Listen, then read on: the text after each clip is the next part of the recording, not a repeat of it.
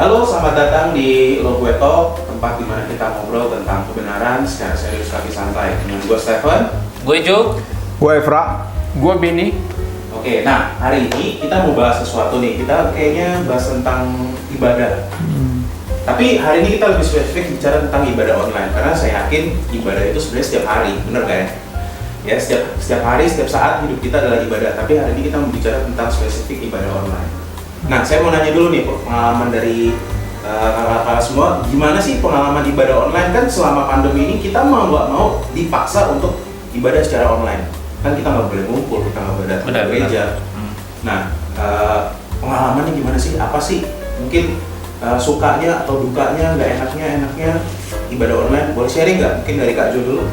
Oke, kalau gue pribadi sih ya, awalnya ikut ibadah online ini agak risih ya, maksudnya butuh waktu untuk menyesuaikan gitu kan. Gue biasa harus bangun pagi dulu, mandi, nggak mandi dulu, biasanya doa dulu baru mandi gitu kan, baru siap-siap, udah baru berangkat ibadah gitu. Nah, itu ada perubahan yang mau nggak mau gue harus menyesuaikan gitu kan.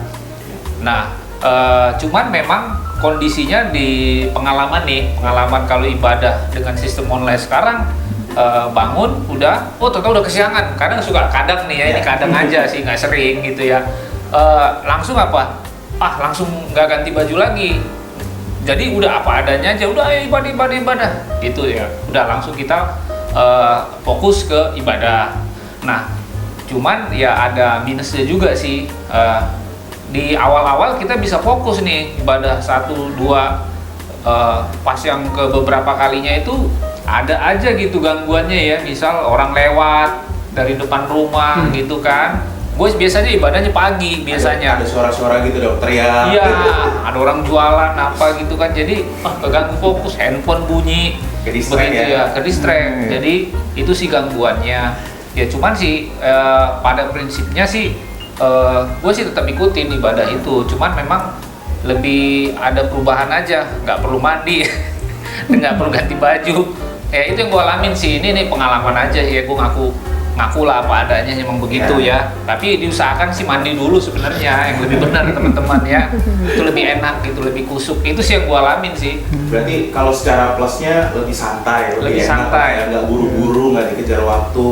Iya. Tinggal bangun bisa langsung nonton tanpa mandi gitu ya. Itu keuntungannya. Betul. Kerugiannya mungkin kadang-kadang ada noise, ada suara yang mungkin ganggu konsentrasi kita dalam beribadah. Betul. Jadi ya intinya firmannya sih berusaha untuk kita ikutin ya. Cuman kadang terganggunya tuh di praise worship biasanya. Ada suara apa gitu ya. Itu aja sih. Oke. Menarik. Nah, kalau Kak Efra sendiri gimana nih dalam ibadah online? Kira-kira dari pengalaman apa sih kelebihannya sama kekurangannya? ya kalau dari gue sih ya, pengalamannya kalau dari positifnya sih ya itu ya nggak dibatasi sama waktu. Jadi lebih enjoy ya, maksudnya nggak terlalu terburu-buru. Biasanya kalau ibadah itu kita harus persiapan 1 jam atau 1,5 jam lah istilahnya ya. Nah itu kan harus pokoknya untuk siap segala macem lah. Tapi dengan adanya online ini ya kita paling tidak persiapannya lebih cepat gitu kan. Nah itu yang pertama yang gue alami sih itu ya. Nah cuman kalau ada hal-hal yang lain itu awal-awal mungkin enak ngikutin seperti tadi Jo bilang. Ya awal-awal sih oke lah, bisa ikutin. Cuman lama-kelamaan ya bosen ya, karena itu satu arah ya, nggak ketemu yang dilihat ya lu lagi gitu kan. Kalau di gereja kan ada pendeta, ada teman-teman, jadi kita kayaknya kalau ibadah tuh bener-bener kayak ibadah gitu. Kalau online kan siapa yang mau lihat kan, istilahnya seperti itu. Nah cuman ya kita coba berusaha supaya kita bisa fokus lah, karena kan online itu kan biasanya nggak lebih dari 2 jam, paling 1 jam sampai maksimal 2 jam gitu kan. Nah itu hal yang positifnya, kita bisa kumpul ya. Pertama tuh kita bisa kumpul dengan keluarga, bisa dengan istri, anak-anak gitu. Nah cuman kalau hal-hal yang nggak bisa nggak bisa dipungkiri. Nah itu kan pasti namanya anak-anak ya, pasti kan bosen lah atau apa. Apalagi kalau di gereja itu kan biasanya kalau lagi ada ibadah, waktu masuk firman Tuhan, biasanya itu ada juga anak-anak punya kelas sendiri. Jadi nggak digabung sama yang dewasa. Jadi mereka punya punya acara sendiri. Nah kalau kita di online kan mau nggak mau dia harus duduk di situ. Nah satu kali punya pengalaman ya nggak bisa dipungkiri. Jadi waktu lagi sebentar ibadah, Pak, aku lapar, mau makan gitu. Bingung kan? Mau ini, ayo hargai gitu. Jadi anak-anak dengan polosnya, ya udahlah nggak apa-apa kan, pendetanya nggak lihat gitu, istilah kayak gitu kan. Nah itu yang kayak gitu susah juga untuk ngajarin, untuk memberikan pengertian buat anak-anak. Tapi ya itulah pengalaman-pengalaman kayak gitu. Akhirnya kita coba siasatin.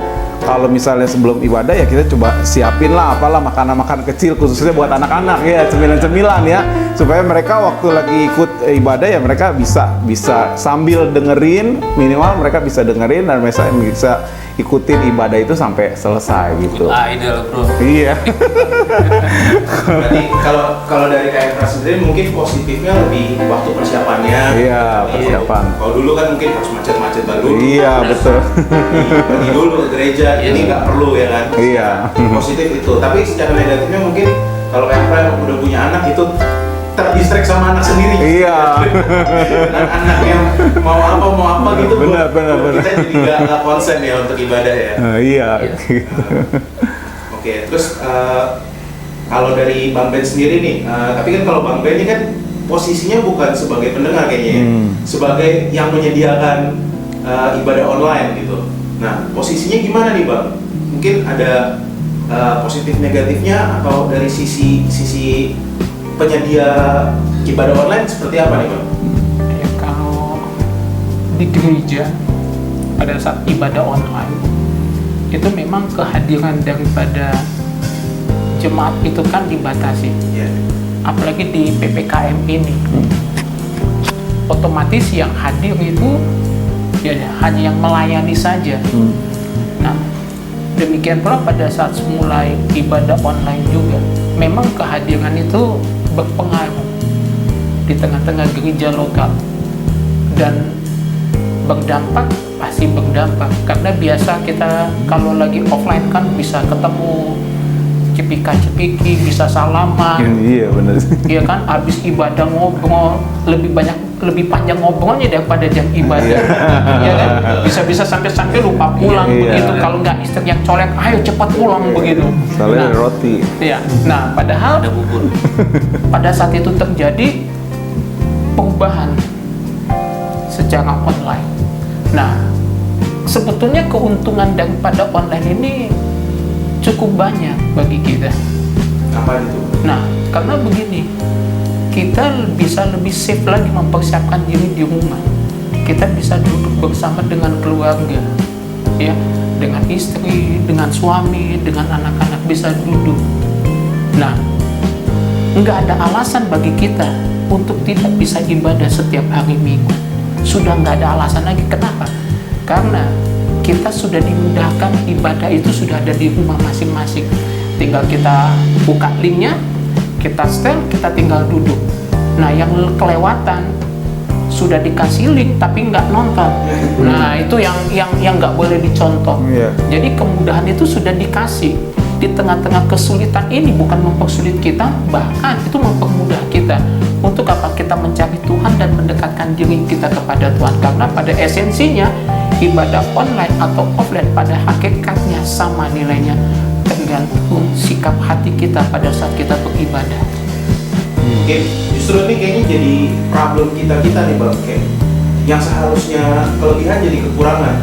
Karena mungkin yang tadinya orang udah ngeplot, pokoknya setiap hari Minggu gua akan datang ke gereja. Karena offline, orang menyibukkan diri gitu mungkin. Hari Minggu pulang kerja, kenapa sampai ujung-ujungnya malah jadi lupa ibadah tuh. Kayaknya nggak boleh kayak gitu ya Bang. Nggak boleh. Nah, memang kita harus akui kemudahan yang diberikan kadang-kadang membuat kita nih anak-anak Tuhan terlena.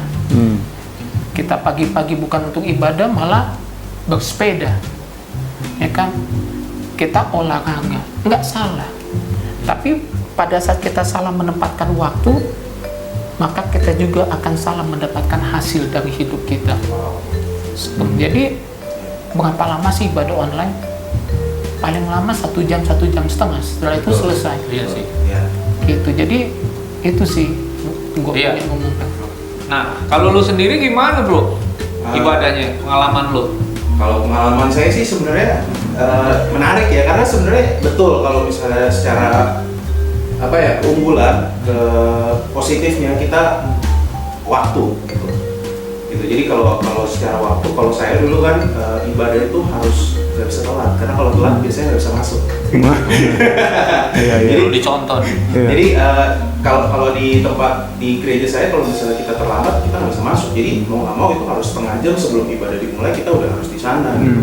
Sedangkan sekarang dipindah secara online, betul yang tadi teman-teman bilang, secara waktu lebih bebas, secara tempat lebih bebas. Cuman pengalaman saya ini kesalahan sih sebenarnya, jangan dicontoh ya gitu. Itu waktu awal-awal ibadah tuh mungkin karena terlalu santai lah, sampai lupa kadang-kadang ibadah. Gitu. Cuman kan yang namanya online ya, kita bisa download. Jadi kalau saya tetap ngerasa saya butuh ibadah gitu. Jadi walaupun saya hari Minggu ketika ibadah, saya ibadahnya hari Senin, hari Selasa, pas lagi bisa gitu. Ya untungnya sih sekarang udah enggak, ya udah bertobat. Wow, kemajuan. Di awal-awal tuh seperti itu gitu, karena udahlah santai lah gitu. Cuman tahu-tahu udah sibuk, makanya tadi saya juga bilang kan, terkadang kita justru walaupun harusnya itu keunggulan jadi kekurangan, karena kita jadi menyibukkan diri gitu. Karena terlalu sibuk, terlalu capek, akhirnya lewat, skip, nontonnya besoknya atau hari-hari setelahnya gitu. Pokoknya patokannya sebelum minggu depan harus udah nonton gitu. Kalau saya kayak gitu. Supaya nggak berdosa. Kejar tayang. Supaya nggak berdosa ya. Pokoknya harus nonton gitu. Cuman ya itu salah sebenarnya kan. Ya tadi juga Bang Ben udah jelasin. Ya intinya harusnya nggak boleh kayak gitu. Itu secara kekurangan. Secara kelebihan kalau menurut saya, karena ini sistemnya online, kita bisa mundurin. Karena saya tipenya, saya suka nyatet kalau lagi ibadah gitu. Saya suka nyatet pendetanya ngomong apa. Nah, biasanya kan kadang-kadang kalau misalnya offline, pendetanya ngomongnya kecepatan, atau kita kalau saya ngetik pakai handphone salah huruf harus di-delete dulu, terus udah kelewatan nih. Ngomongnya udah kejauhan, udah tadi apa ya gitu.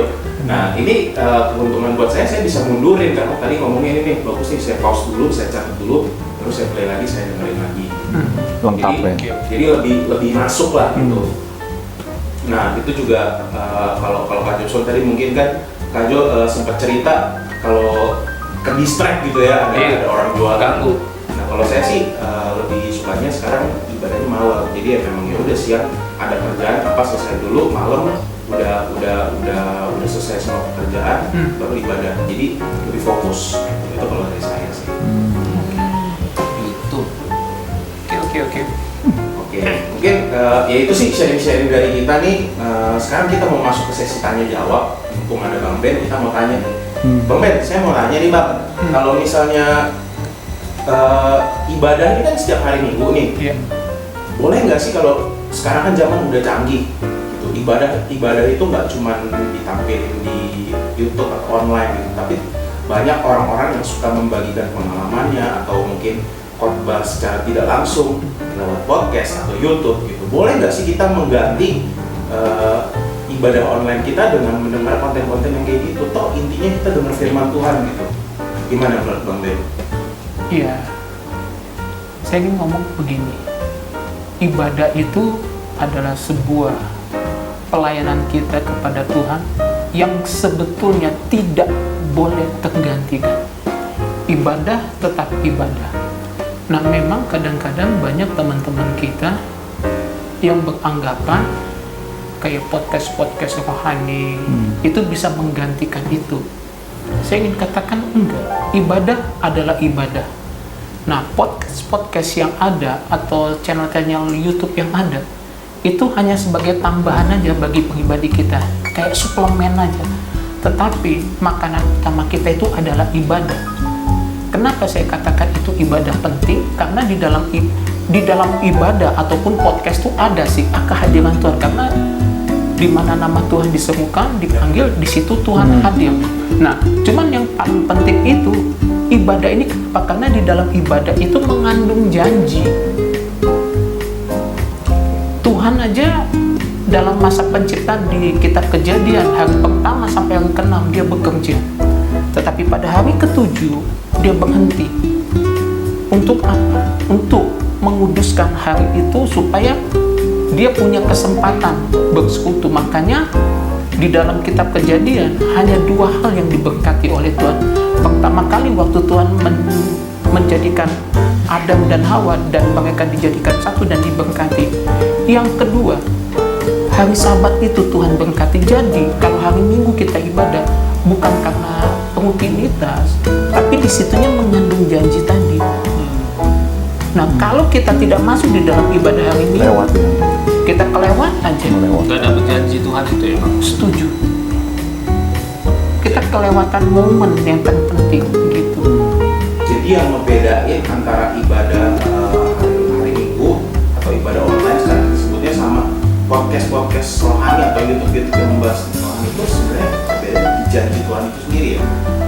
Sebenarnya di dalam ibadah semuanya mengandung janji. Karena untuk ibadah itu memang sebutnya bukan hari Minggu saja, dari hari Minggu sampai Minggu itu ibadah itu is okay, boleh. Tetapi ini kan menjadi sebuah ketentuan gereja lokal kita. Hari Minggu itu adalah ibadah raya. Dan di situ memang hari Sabat. Dan memang hari Sabat itu kalau bisa dari Minggu ke Minggu lagi gitu full jadi 7 minggu. Pertanyaannya begini, sudahkah kita sepakati di gereja lokal kita hendaknya kita mengikuti? Nah, yang lain-lainnya itu cuman bahan yang menguatkan iman kita, yang kita bisa mendengar, oh kita dihiburkan, kita diberi sukacita. Mungkin ada hal-hal yang kita nggak dapat di gereja lokal kita, tapi waktu kita nonton YouTube atau kita nonton podcast kita diberkati. Itu namanya bonus. Berarti intinya ya sebenarnya bukannya salah kita nonton podcast atau setuju. YouTube, Iya. itu diperbolehkan, tapi jangan sampai kita meninggalkan ibadah kita hari Minggu. Yang utama. Itu yang utama. Podcast sama YouTube itu cuma tambahan Iya. gitu. Akan lebih bagus kalau kita bisa nambah pengetahuan kita atau keimanan kita lewat podcast atau YouTube, tapi jangan sampai kita meninggalkan ibadah di gereja lokal kita sendiri. Iya. Itu ya Bang? Setuju. Oke. Bang, gue mau nanya nih Bang. Ya, silakan. Boleh nggak sih kita mengikuti ibadah gereja lain di luar gereja lokal kita sendiri gitu Bang? Boleh nggak Bang? Pada prinsipnya boleh saja, tetapi mesti diingat kita itu punya rumah, dan rumah itu butuh kehadiran kita. Kenapa? Karena begini, pada saat kita di gereja lokal kita ada ibadah dan dia sudah memberikan link itu kepada kita, biasa di-share-kan di grup. Ya.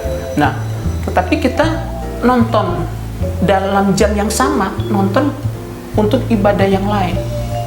Nah, secara begini, hati nurani aja, hati nurani kita punya gereja, kita punya rumah, tapi pada saat rumah kita punya hajatan, kita malah hajatan di rumah orang lain. Istilahnya seperti itu kan? Ya kan? Waktu rumah kita bikin acara di hari yang sama, di waktu yang sama, kita ngikutin acara tetangga. Boleh sih, boleh. Tapi yang paling penting skala prioritas. Ingat, pada saat kita nggak punya skala prioritas, kita nggak akan sampai kepada tujuan. Karena gereja lokal kita juga pasti punya program dong. Ya. Dan program itu yang harus kita tetap ikuti, karena begini, walaupun gereja lokal kita kecil, walaupun pengkhotbahnya biasa-biasa saja, saya ingin katakan pada saat kita taat dengan hal yang demikian, kita akan diberkati di dalamnya. Amin. Oh, berarti intinya Bang, yang penting adalah kita prioritasin gereja kita dulu dong ya Bang ya. Setuju. Baru kalau misal sudah selesai ibadah kita, terus kita mau ibadah yang lain, boleh ya Bang ya gitu Betul, ya? setuju. Berarti mungkin ikut ibadah lain itu bukan sebagai pengganti ya, mungkin mirip kayak tadi ya, Iya. sebagai tambahan aja kali. Iya. Kita tetap harus ikut ibadah di gereja lokal kita. Kalau kita mau nonton ibadah di gereja lain boleh-boleh aja gitu, tapi balik lagi prioritas dari Prioritas ya. harus isi dulu gitu. Mungkin kalau tadi perumpamaannya rumah gitu, kita harus makan di rumah dulu ya, Iya. baru makan di tempat sama orang lain. Iya, misalnya kalau ada acara, kan ada Betul, hajatan. Iya. Jadi sebenarnya lebih ke arah boleh, tapi jangan jadikan itu yang utama. Gitu. Iya. Oke. Saya mau nanya lagi nih Mbak, mungkin. Oke.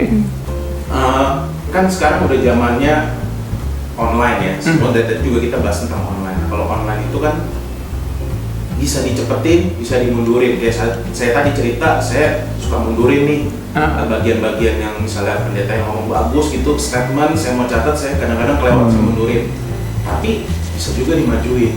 Nah, kebanyakan nih saya pernah ada dalam posisi itu gitu. Saya berpikir ibadah itu ya khotbah gitu.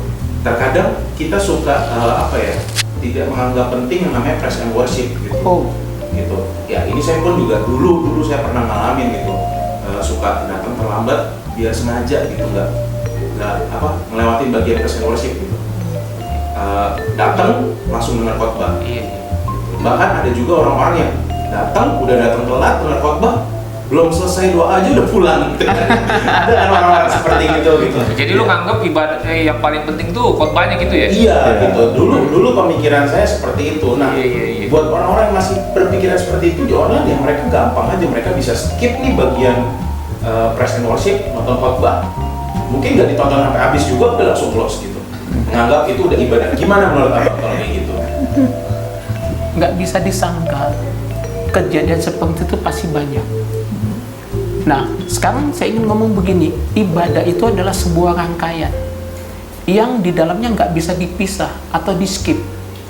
Jujur nih, gue mau tanya nih Stephen, waktu lu nonton di skip begitu, lu damai sejahtera nggak? Kalau saya sih sekarang sih nontonnya udah nggak begitu Bang. Ini kan saya cuma nanya doang Bang. Nggak, waktu lu skip begitu. Oke, dulu ya, waktu saya masih itu ya mencoba di awal lah. Di awal, ini dulu sebelum ibadah online, saya sengaja datang terlambat gitu. Ya karena dulu mungkin pemikiran saya ya berpikir ibadah itu ya firman Tuhan. Maksudnya bagian khotbah itu adalah bagian inti dari ibadah itu sendiri. Makanya saya ya udahlah pas intinya aja gitu datang gitu.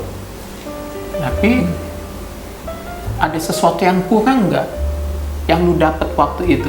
Waktu lu pulang begitu? Ya kalau dari saya pribadi sih mungkin ya ngedapetinnya apa yang di-sharingin. Cuman kan mungkin tadi Bang Ben juga udah bilang kan, mungkin tuh kayak ngebatasin cara kerja Tuhan lebih ke arah sana gitu. Karena kita nggak pernah tahu Tuhan mau bekerja lewat apa gitu kan. Gitu, mungkin bisa lewat praise worship, mungkin cuma dari doa penutup Tuhan bisa kerja, dari firman Tuhan. Kalau dulu mungkin saya ngebatasin, oh ya udah saya datang pas firman Tuhan doang. Jadi ya mungkin Tuhan tetap bekerja sih, saya tahu. Maksudnya saya tahu gitu, walaupun kayak gitu Tuhan tetap bekerja. Cuman makin kesini ya, apalagi tadi dengan jawaban Bang Ben, saya lebih ngerti. Oh ternyata memang cara kerja Tuhan itu banyak, nggak cuma kayak gitu doang. Kita nggak boleh ngebatasin. Gitu. Iya benar, makanya kan. Karena kalau mau ingat-ingat dulu kayak zaman-zaman kita nonton di bioskop. Kayaknya nggak enak banget kalau misalnya kita datang udah di pertengahan gitu kan, maunya dari awal. Dari awal dong. Itu yang kita bayar, yang istilahnya setelah itu kita nggak ada dapat apa-apa.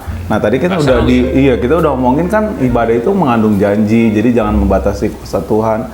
Nah kalau kita sampai skip itu ya sangat sayang sekali kalau kita kehilangan esensi dari keseluruhan janji itu yang tadinya kita cuma bisa dapat semua. Akhirnya karena ya itu karena kita batasin akhirnya kita dapatnya cuma separuh. Benar. Nah ada juga yang nanya sama saya nih. Nah kira-kira ada nggak sih waktu yang disaranin untuk ibadah online itu Kak? Ya, kayak misalnya saya tadi kan saya bilang saya ibadahnya malam-malam gitu. Gue pagi gitu. malam. Apakah harus serentak semua pagi atau siang atau malam gitu gimana Pak? Jadi begini, inilah satu keuntungan pada saat ibadah itu online. Kita bisa mengikuti ibadah itu kapan saja tanpa mengganggu jam-jam kerja atau jam-jam kesibukan kita. Yang paling penting begini, waktu kita mau berhadapan dengan Tuhan lewat ibadah online, yang paling penting kita fokus menyiapkan hati kita, pikiran kita. Karena untuk waktu Tuhan itu kapan saja bisa ditemui. Dia nggak bisa dibatasi oleh jarak dan waktu. Nah setelah kita mungkin minggu pagi karena kita nggak tahu ada kesibukan, mungkin ada satu kejadian yang membuat kita tercancel begitu, kita masih punya waktu siang, bisa punya waktu sore, atau kita masih punya waktu malam. Artinya begini, dengan tidak terbatasnya kita diberi kesempatan beribadah kepada Tuhan. Makanya jangan lalai. Nggak ada waktu tertentu. Karena Tuhan bisa ditemui kapan dan di mana saja. Tapi yang paling penting, bagaimana cara kita untuk menghormati Tuhan di dalam ibadah itu, walaupun online. Gitu ya Bang. Sekalian mungkin nambahin nih, tadi Bang Ben juga udah bilang, berarti sebenarnya kita harus gimana sih dalam bersikap dalam ibadah online? Kan tadi Bang Ben juga, ya mungkin kita harus kasih yang terbaik hati kita, dan juga udah dibahas, tapi kan kita mungkin terlalu santai ya Bang ya sekarang, anak-anak zaman sekarang itu boleh nggak sih sebenarnya kayak nonton sambil makan, ya kan? Mandi, atau sambil mandi juga dong. Nah, Kita kan kadang-kadang suka melakukan sesuatu yang mungkin orang berpikir kita bisa multitasking nih gitu.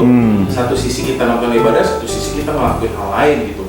Contoh misalnya tadi sambil makan atau sambil ngapain gitu, itu kayak gimana Bang sebenarnya?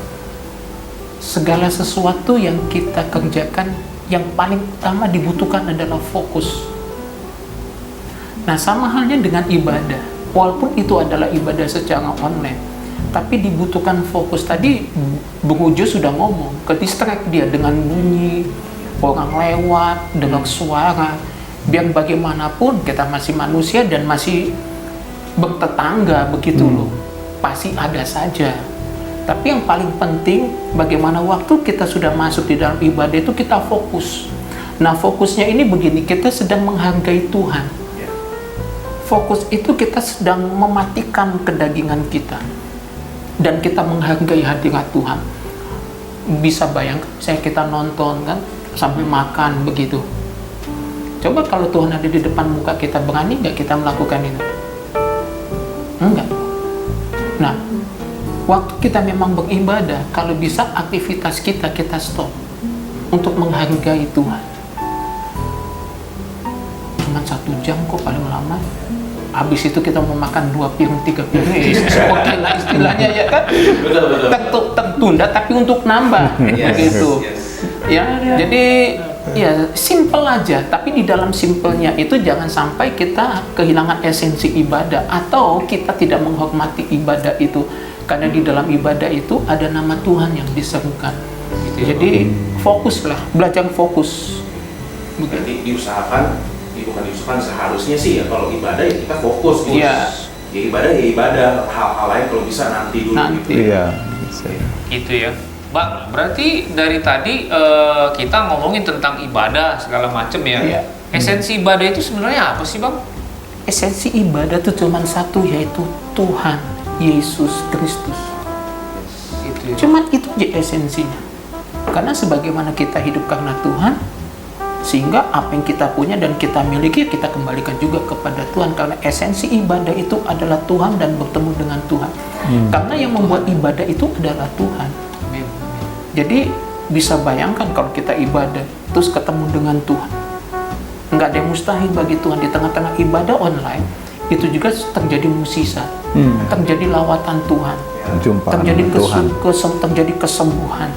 Yang tadinya nggak ada jalan keluar, ada jalan keluar. Itu kuasa Tuhan. Makanya waktu kita sedang ibadah, makanya dari awal tadi saya sudah ngomong, jangan di skip, jangan sampai kita terlena, kita mesti fokus. Kenapa? Tadi pertanyaan Jo itu bagus banget. Esensi ibadah itu apa? Tuhan. Nggak ada lain, nggak ada bukan. Amin. Itu Tuhan. Jadi kalau kita melakukannya untuk Tuhan, Tuhan pun akan melakukan untuk kita. Amin. Keren Bang. Iya. Saya coba simpulin ya Bang ya. Silakan. Berarti kalau ya esensi dari ibadah itu Tuhan atau kita bertemu Tuhan, ya berarti sebenarnya pertanyaan-pertanyaan sebelumnya bisa dijawab dengan itu sebenarnya kan. Iya. Masa iya kita mau ketemu Tuhan setengah-setengah, seperti masa iya kita nggak ikut ibadah setengah-setengah, cuman khotbahnya doang, worship-nya nggak mau gitu Iya. kan. Ya kalau kita mau ketemu Tuhan ya kita kasih waktu kita Khusus ya. ya khusus buat Tuhan. Gitu juga kayak tadi pertanyaannya, gimana sikap kita ya, kita mau ketemu Tuhan, kita mau ketemu, kalau kita mau ketemu presiden aja mungkin Iya, kita benar. Iya. persiapkan sebaik Benar, mungkin. sebaik Masa mungkin. kita mau ketemu Tuhan Betul. sambil makan sambil apa, Iya. mungkin lebih ke arah Yang situ. terbaik ya pasti. Ya, mungkin tadi udah ngejawab pertanyaan-pertanyaan sebelumnya. Wow, seru banget sih. Luar Seru biasa. banget sih pertanyaannya, juga sharing-sharing dari Iya. kakak-kakak semua. Mungkin sekian dulu ya episode kali ini. Mungkin buat teman-teman yang punya pertanyaan boleh tulis di kolom komentar, atau punya ide nih kita mau bahas apa lagi nih yang penting, yang mungkin teman-teman juga punya keresahan atau punya pertanyaan di area-area tersebut, kalian boleh tulis di kolom komentar. Nah, jangan lupa untuk like, comment, share, subscribe, bagiin ke teman-teman kalian supaya mereka bisa nonton konten ini. Kalau konten ini membuat kalian terberkati. Terima kasih semuanya udah nonton. Kami pamit. Bye-bye. Bye. Bye. God bless.